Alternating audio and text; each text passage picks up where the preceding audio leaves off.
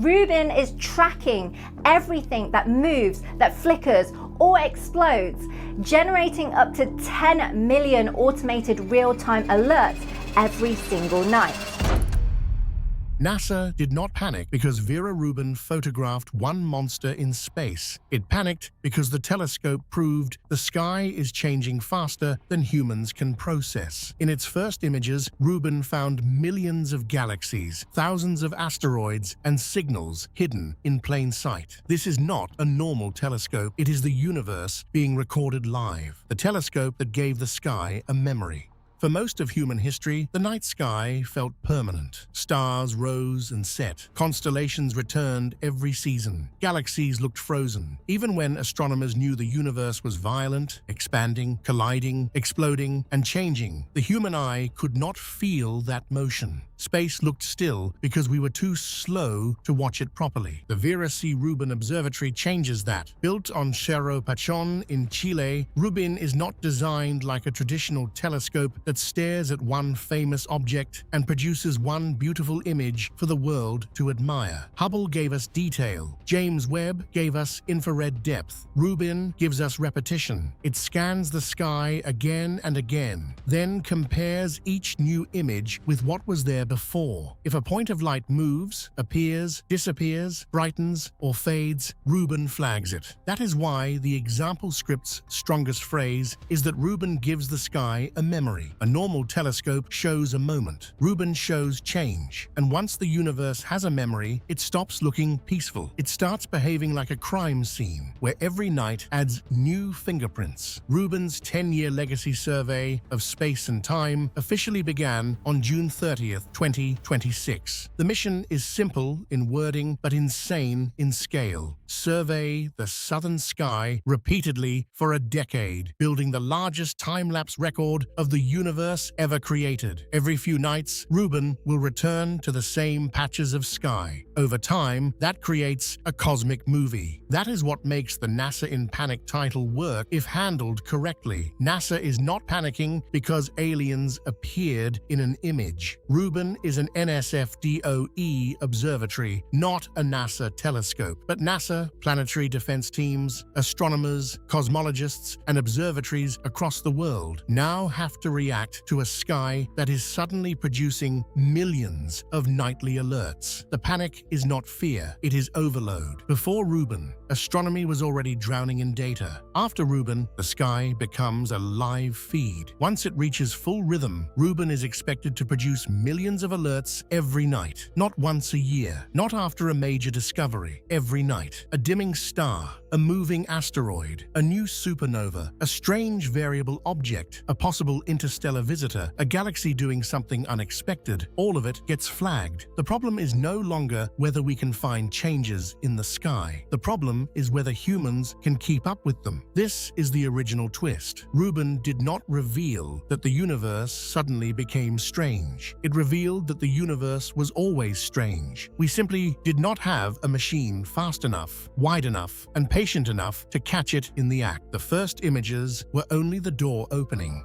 On June 23, 2025, the world saw Rubin's first look images. That moment mattered because it proved the machine was not hype. Using only test observations, Rubin produced images dense enough to make ordinary space photography feel small. One of the most talked about images revealed around 10 million galaxies, not 10 million stars. Galaxies, each one potentially holding billions of stars, planets, black holes, and histories we will never fully know. And that was only a tiny preview of the full survey. Rubin is expected to observe roughly 20 billion galaxies across the 10-year LSST. That number is almost impossible to emotionally understand. Humans struggle to picture one galaxy properly. Rubin is preparing to turn billions of them into a statistical map of cosmic history. This is why the first images felt different from a normal, pretty space picture. They were beautiful, but beauty was not the point. The point was scale. Rubin showed that it could capture enormous areas of sky with deep detail, then return again and again until those still images became motion. Inside, the early data were discoveries that made astronomers pay attention immediately. Rubin's early imagery revealed a faint, stretched river of stars connected to the galaxy Messier 61. A stellar stream like that is not just decoration, it is evidence of galactic violence. Stars can be stripped from smaller galaxies or star systems by gravitational interactions, leaving long trails across space like fingerprints of a collision. That is the kind of thing Rubin is built to find. Not just bright objects, not just famous objects, hidden structures, faint trails, quiet changes, objects so spread out and subtle that earlier surveys could miss them. This is where Rubin becomes almost unsettling. It is not only showing us what exists, it is showing us what we failed to notice. That difference matters. When a new telescope finds something strange, the public often thinks the strange thing just appeared, but most of the time it was already there. We were the ones who were blind. Rubin's first images revealed that the sky has been carrying evidence of hidden motion, ancient collisions, small solar system objects, and changing stars all along. The telescope did not create the mystery. It removed the excuse for missing it. That is why scientists are excited and nervous at the same time. The first images were not the conclusion, they were the warning label. If a short preview can reveal millions of galaxies, thousands of asteroids, and faint structures hiding in the background, then the full 10-year survey will not just add knowledge, it will create a discovery flood, and floods are hard to control. The asteroid that should have torn itself apart.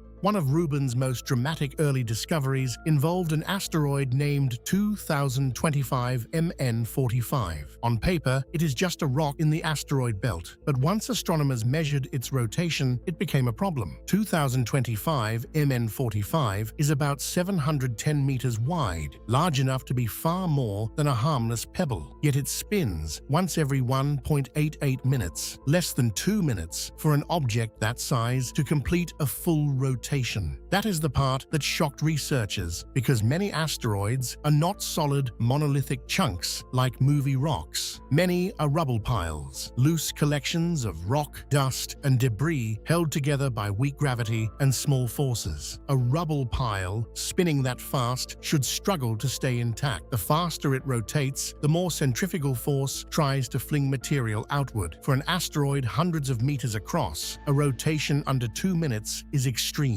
Scientists did not expect an object that large to survive that kind of spin unless something unusual was holding it together. That is where the discovery becomes bigger than one asteroid. If 2025 MN45 is not a normal rubble pile, it may be made of denser, stronger material. One possibility is that it could be a fragment from the interior of a larger ancient body, something shattered during the violent early history of the solar system. In that case, this asteroid is not just debris, it is a fossil from a destroyed world. Rubin's early asteroid discoveries show why this observatory matters for planetary science. Asteroids are not random trash floating in space. They are leftovers from planet formation. Their shapes, spins, colors, orbits, and compositions preserve clues about how the solar system formed and how violent it used to be. Every asteroid is a piece of unfinished history. Rubin is expected to discover enormous numbers of solar system objects over its lifetime, including main belt asteroids, near-Earth objects, distant icy bodies, and possibly objects that entered from beyond our solar system. For planetary defense, that matters. The danger is not that 2025 MN45 is coming for Earth. The point is that Rubin can find things quickly, repeatedly, and at scale. Smaller near-Earth objects are especially difficult because they can appear suddenly, move fast, and remain faint until they are close. Rubin will not replace every planetary defense system, but it can add a massive new layer of detection. It can catch moving points of light that might otherwise slip through the cracks. Even a few extra days of warning for a small incoming asteroid can change what scientists are able to observe. But the larger value is historical. If Rubin can find one record-breaking fast rotator during early data, then what else is waiting? How many objects have been spinning at the edge of what physics allows, unseen because surveys were not deep or wide enough? How many fragments of ancient planetary interiors are moving through the asteroid belt with stories locked inside them? Rubin's first images did not just reveal pretty galaxies. They began opening the solar system's archive. And the strange thing is, asteroids may be the easy part, because Rubin is also built to find things that do not appear. It is built to notice when something vanishes, the star that may have died in silence. The universe usually announces death loudly. When a massive star reaches the end of its life, we expect a supernova, a blast so violent it can outshine an entire galaxy for a short time. It is one of the most dramatic events in astronomy. A star spends millions of years burning, then dies in a final explosion of light, energy, and debris. But not every star may die that way. Some massive stars may collapse directly into black holes without producing a normal bright supernova. Scientists call this a failed supernova. The name almost sounds gentle, but the event is terrifying. Instead of exploding outward, the star folds inward. One moment, there is a giant star. Then it fades, disappears, and leaves behind darkness. Catching that kind of death is extremely difficult because astronomers are not looking for something bright. They are looking for absence, a star that used to be there but no longer is. In a universe crowded with stars, that is like noticing one candle go out in a city seen from orbit. This is exactly where Rubin becomes dangerous to old assumptions. A telescope that repeatedly scans the sky can catch disappearances. It can compare the past with the present. It can notice what is missing. That means it can search for cosmic events that traditional astronomy was not built to catch efficiently. The example script mentions a possible failed supernova candidate in the Andromeda galaxy, about 2.5 million light-years away. Whether every candidate is confirmed or revised later, the larger point remains powerful. Rubin will make it easier to find quiet deaths. And quiet deaths matter because they may change how scientists count black holes. If many massive stars collapse without bright explosions, then the universe may be producing more black holes than we have directly accounted for. Some black holes might be born without the fireworks we usually depend on to find them. That would mean our picture of stellar death is incomplete. Rubin's alert system is designed for this kind of work. It flags changes in the sky automatically and sends them out through broker networks that help astronomers decide what deserves follow-up. That is the only way to survive the data flood. No human can stare at millions of nightly changes one by one. The machine has to filter the universe first. Astronomers must decide which alerts matter immediately, which ones are asteroid motion, which ones are variable stars, which ones are supernovae, which ones are false signals, which ones are the start of something no one has seen before. Rubin turns the sky into a live emergency room. And every night, the patient list gets longer. But some of the most interesting objects may not belong to our solar system at all. In 2025, astronomers identified the interstellar comet 3I/Atlas, also known as C/2025N1. What made Rubin's connection to it fascinating was that Rubin data had captured the object before its official discovery, meaning the visitor had already passed through the telescope's images before anyone realized what it was.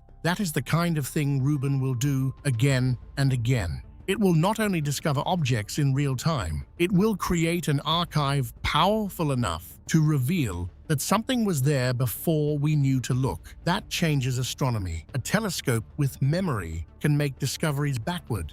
An object can be identified today, and then scientists can search yesterday's images to see where it came from, how it moved, and what it did before the world noticed. For interstellar objects, that is huge. We have confirmed only a small number of visitors from other star systems. Each one carries information from somewhere else in the galaxy. If Rubin finds more of them, it could turn interstellar object science from a once-in-a-generation shock into a normal branch of astronomy. The universe has been sending visitors through our neighborhood. Rubin may finally tell us how often. The dark universe Vera Rubin was built to hunt. Everything so far, galaxies, asteroids, disappearing stars, interstellar visitors, is only the visible layer of the mission. The deepest reason Rubin exists is to study what we cannot see directly: dark matter and dark energy. That begins with the name. Vera Rubin was an American astronomer whose work helped transform modern physics. In the 1970s, she studied how galaxies rotate and found something that did not make sense. The outer regions of galaxies were moving so fast that based on visible matter alone, those galaxies should have been flying apart. Something invisible was adding gravity. That invisible mass became one of the strongest lines of evidence for dark matter. Rubin did not just make an observation. She exposed a missing piece in the universe. Most of the matter holding galaxies together was not shining. It was not visible through ordinary telescopes. It was there because gravity said it was there. Now, an observatory carrying her name is going after that invisible structure on a cosmic scale. Rubin will help map dark matter through gravitational lensing. When light from distant galaxies travels across the universe, the gravity of matter along the way bends and distorts it slightly. Even invisible matter can leave this gravitational fingerprint. By measuring subtle distortions across billions of galaxies, scientists can map where dark matter sits, how it clumps, and how it shapes cosmic structure. That is not easy. The distortions are tiny. The systematics are difficult. The analysis requires enormous samples and careful calibration. But that is exactly what Rubin offers: a wide, deep, repeated survey of the sky with billions of galaxies. Dark energy is the other half of the problem. The universe is expanding, and that expansion is accelerating. Scientists use the term dark energy for the mysterious force or property driving that acceleration, but no one fully understands what it is. Is it constant? Has it changed over time? Will it keep pushing the universe apart forever? Or does our model of cosmology need correction? Rubin can help answer that by finding huge numbers of Type 1a supernovae, exploding stars that astronomers use as distance markers. By measuring how bright these supernovae appear and how far away they are, scientists can trace the expansion history of the universe. Earlier supernova studies helped reveal cosmic acceleration. Rubin will multiply the sample massively. That is why the first images matter beyond their beauty. A telescope that can find asteroids also helps map cosmic expansion. A telescope that catches failed supernovae also helps test dark energy. A telescope that tracks interstellar visitors also builds a galaxy catalog large enough to study dark matter. Rubin is not one telescope doing one job. It is a discovery engine pointed at nearly every moving, changing, and invisible question in astronomy. This is why the word panic becomes understandable. The universe did not wait for humans to be ready. Rubin is turning on the lights in a room that is much larger, messier, and more active than expected. Every first image is not just an answer. It is a new workload. Astronomy is entering a strange era where the bottleneck is no longer the sky. The bottleneck is interpretation. The data will arrive whether humans can process it or not. What Rubin really revealed: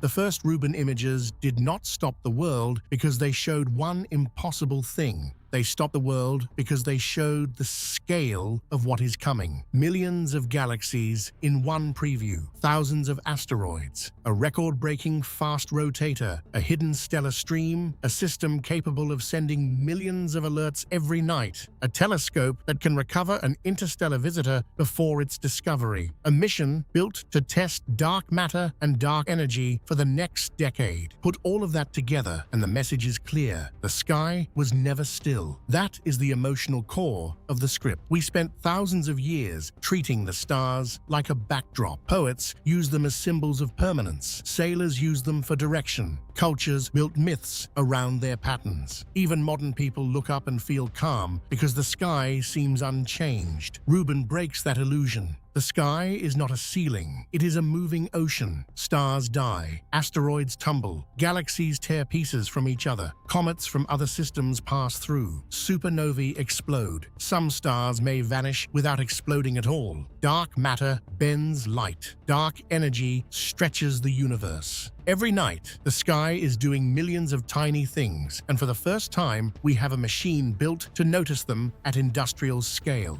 The terrifying part is not that Rubin found danger. The terrifying part is that Rubin found motion. Once you realize the universe is changing in every direction at once, the old picture of space as silent and frozen falls apart. That is the original storyline that adds value. Rubin is not just the world's newest powerful telescope. It is the end of static astronomy. Before Rubin, many people imagined astronomy as the study of objects. After Rubin, astronomy becomes the study of change. It is no longer only about what exists. It is about what changed since the last time we looked. That shift will create discoveries no one can predict. Some will be small, new asteroids, variable stars, faint transients. Some will be huge, new classes of explosions, better maps of dark matter, more interstellar visitors, clues about whether dark energy changes over time. Some may force scientists to rewrite models they currently trust. And the most humbling part is that Rubin has barely begun. If the first images and early commissioning data already produced this much excitement, then year 5 may feel like a different universe. By year 10, astronomy may have an archive of the changing sky so deep that future scientists will search it the way historians search ancient texts. Hidden inside will be objects no one noticed at the time, events no one knew how to classify,